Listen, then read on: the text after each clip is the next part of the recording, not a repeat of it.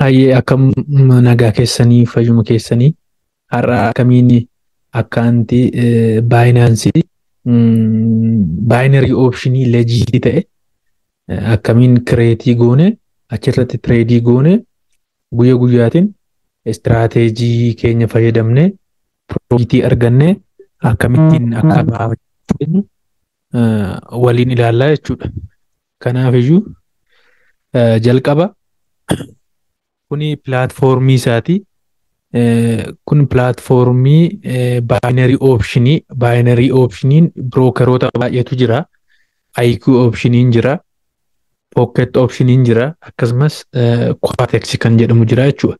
Isa keessa leejiitii fi baay'ee amanamaa kan ta'e akkasumas qarshii dalagnee guyya guyyaatiin baafachuu yoo barbaanne Quatex pilaatfoormiin baay'ee rikoomandidii kan ta'u jechuudha. Isa waliin ilaalla. Kanaafiyyuu amma akkamittiin akkaantii kana akka banuu dandeenyu waliin ilaalla. Kanaafiyyuu gara telegiraamii keenyaa deemna. Telegiraam giruuppii keenya irratti gara telegiraam giruuppii biig tireeder gara biig tireederii telegiraam giruuppii wajjin banne sana deemne liinkii achirraa fayyadamna jechuudha. Kanaafiyyuu telegiraamii keenya eegga banne bakka search baarii kanatti telegiraamii keenya kanarratti bakka search baariitti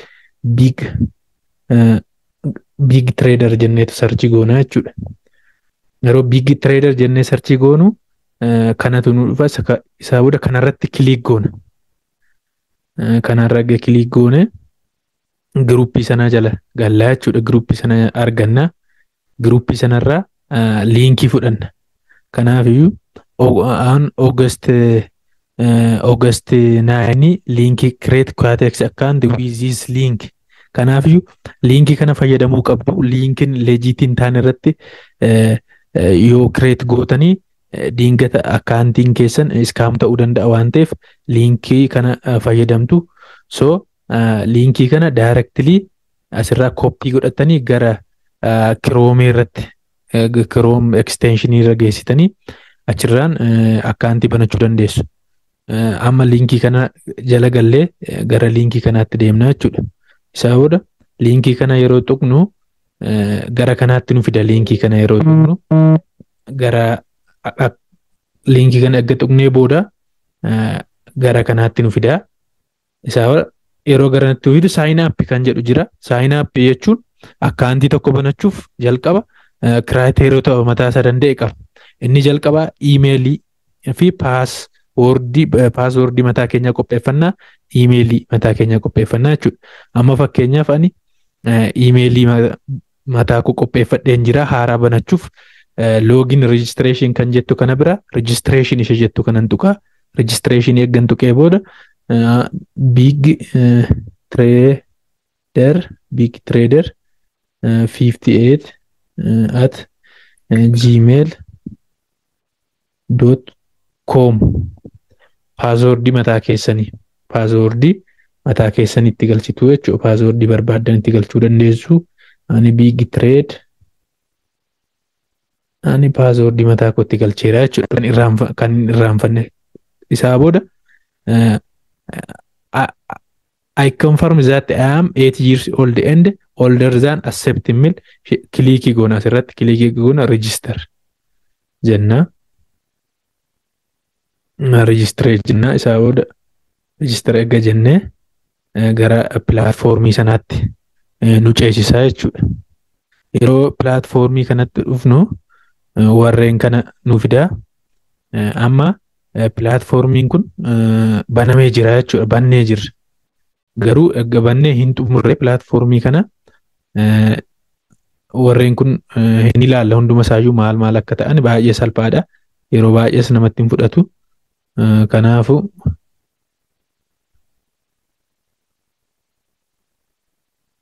as jala eega galtanii booda asii siitingii kan jettu jirti.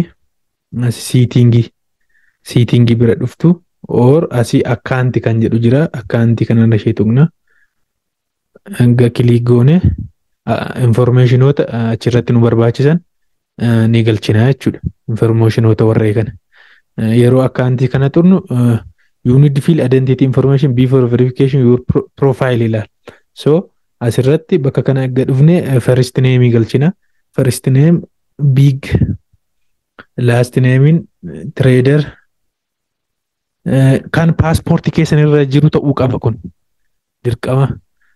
Guyyaa dhaloota keessanii galchitu 22/02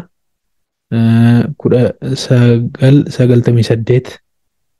Iimeeliin koo as jira.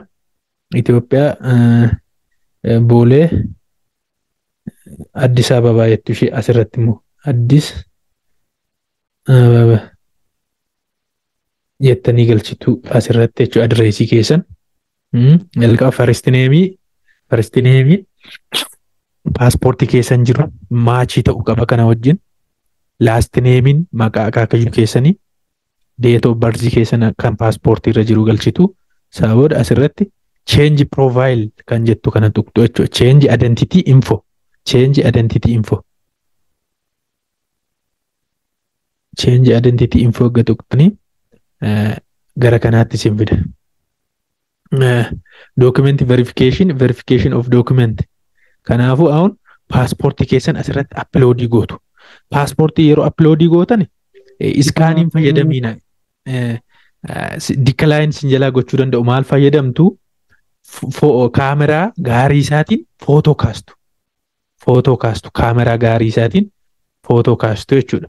Footoo sana fuutanii asirratti upload gootu jechuudha. Footoo paaspoortii fuula jalqabaa. Footoo kaastanii asirratti uploadii gootu.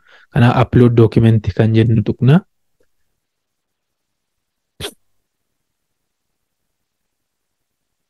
Gara verification'iitti nu ceesisaa jira jechuudha. Kanaafuu as keessaa choose your document.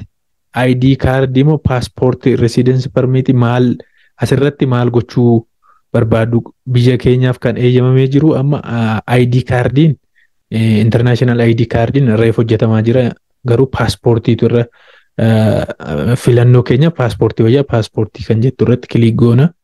Sababa gadi deemneetu upload document kan jedhu jira. Upload document paaspoortii keenya asirratti uploadii goona. Paaspoortii keenya asirratti uploadii goone amma guyyaa tokko gidduutti verificationii nuuf ergu. Guyyaa tokko gidduutti gara PDF gara footootiin wada GPP immoo footootiin PDF an upload gootu. Sababa guyyaa tokko gidduutti verificationii isaa nuuf erga jechuudha. Akkas goone amma gara pilaatfoormii sanaatti yeroo deemnu pilaatfoormii kanarra akkaantii gosa lamatu jira. Akkaantoon live akkaantii kan jedhu jira. Yeroo asii tuqnu diimoo akkaantii kan jedhamu jira. Diimoo akkaantii jechuun doolaara 10,000 siniif kennaa ittiin shaakaltuu jechuudha. Ittiin shaakaltaniitu of ilaaltuu eega of ilaaltanii booda immoo deposit kootu riiliisa jechuudha. Kanaafiyyuu pilaatfoormiin isaa forex wajjin tokko'a. Garaagarummaan isaa inni kun taayimii wajjin trade goonaa, forex immoo tipsii length of the candle wajjin. Kun baay'ee gaariidha jechuudha. Diimoo akkaantii irra keenya amma fakkeenyaaf diimoo akkaantii keenya irra doolaara 10,000tu jira. Pilaatfoormii kanarratti trade gochuuf minimumii doolaara 1 nu barbaachisaa jechuudha. Doolaara 1 irraa kaasnee trade gochuu dandeenya. Hanga doolaara 5,554tti trade gochuu dandeenya jechuudha. Inni kun immoo asiiti taayimii nu agarsiisa. Taayimii amma fakkeenyaaf kaandiliin kun 1 minute kaandiliidha. 5 minute kaandilii gochuu dandeessu, 10 minute kaandilii gochuu dandeessu, 1 day kaandilii, 4 hour kaandilii. Kanaafiyyuu sin trade isa kamirratti trade godhee wiinii gochuu danda'a kan jedhu filattu jechuudha. Kanaafuu amma fakkeenyaaf taayimii kana yeroo tuqnu daqiiqaan tokko jira.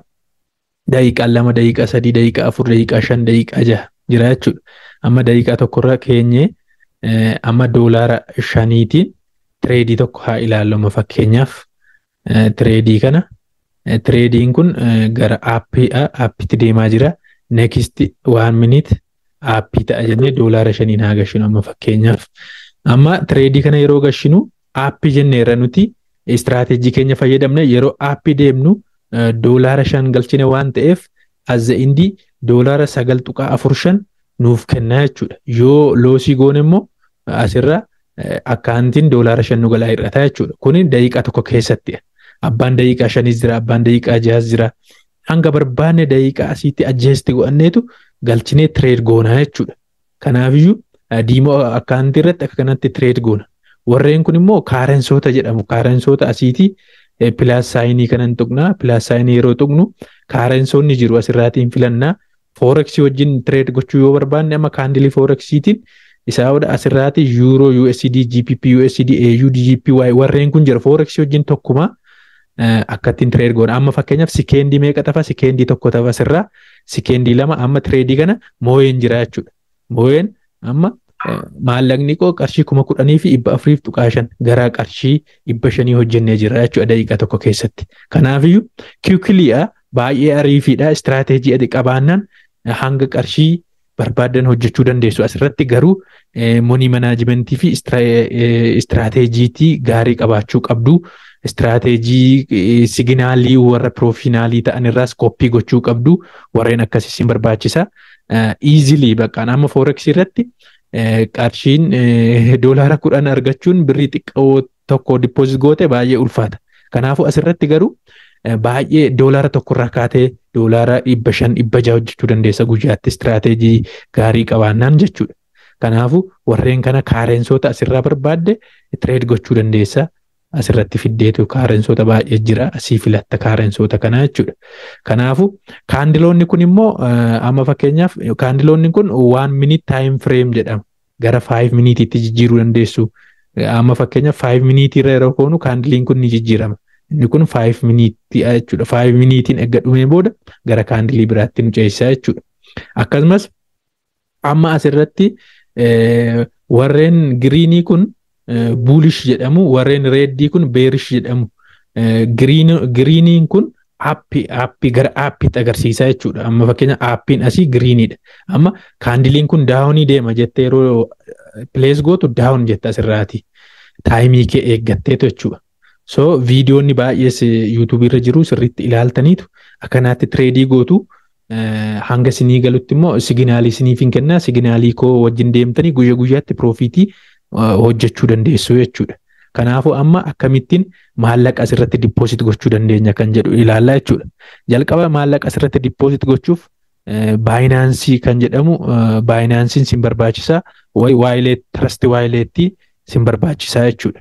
Kanaafiyyuu asirraa dippoosit kan jettu jirti. Dippoozitii ishee kana tuqnaa. Yeroo dippoozitii kana tuqnu gara kanaatti nu fida. Baayinaansi peey kan jedhu jira. USD teetira. USD logo warreen kana fayyadamtaniitu dippoosit gootu jechuudha. Kiriptoo kana fayyadamtaniitu. Amma fakkeenya baayinaansi peeyitiin baayinaansii namni qabu maallaqa baayinaansii isaarraa ishee kana kiliik godha asitti. Kiliik eega godhee ammaawuntii sin gaafata. Hangam dippoosit gochuu dandeessu. Minimumii dippoozitii kan gochuu dandeessan doolaara 10. Kanaafuu doolaara 10 100 dippoosit gochuu dandeessu. Asii boonesiin jira. Fakkeenyaaf namni tokko doolaara 50 dippoosit yeroo godhe boonesii 20% waan qabuuf doolaara 60 ta'a. Namni tokko doolaara 100 ol dippoosit yeroo godhu immoo doolaara 25 argata. Akka kanaatti fayyadamuu dandeessu. Yoo boonesii sana fayyadamuu barbaadan isa kana bantaniitu apply jettu asirraa. Amma fakkeenyaaf apply promo code doolaara 100 ol waan hin qabuuf as indi doolaara 125 naaf kennaa jechuudha. Kanaafuu asii dippoosit kan jettu kana kiliik goona. Dippoosit kan jettu kana kiliik goone gara kanaatti nu fidaa jechuudha.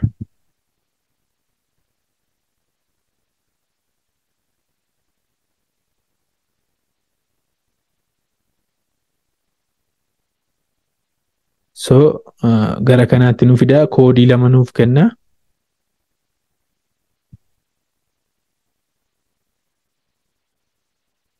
Kanaafuu amma koodii kana nuuf fidaa. Koodii kana moobaayilii keenya irra deemnee baayinaansii banneetu baayinaansii jala peey kan jettu jirti. Ishee tuqneet iskaan goona. Yeroo iskaan goonu automaatikaalii baayinaansii keenya irra gara kanaatti doolaara 100 wizduraalii godha jechuudha. Kanaafiyyuu inni kun akka kanaatti inni dippoosit ta'u. Amma immoo hojjennee akkamiin wizduraalii gochuu dandeenya. Kun dippoozitiin isaa within 5 secondii dhufa. Withdrawal gochuu yeroo goonu immoo asuma ufna. kunoo bakka kana jechuudha. Deposit bira kan jirtu kana withdrawal kan jedhu tuqna. Withdrawal fakkeenyaaf an amma withdrawalii gochuu hin danda'u.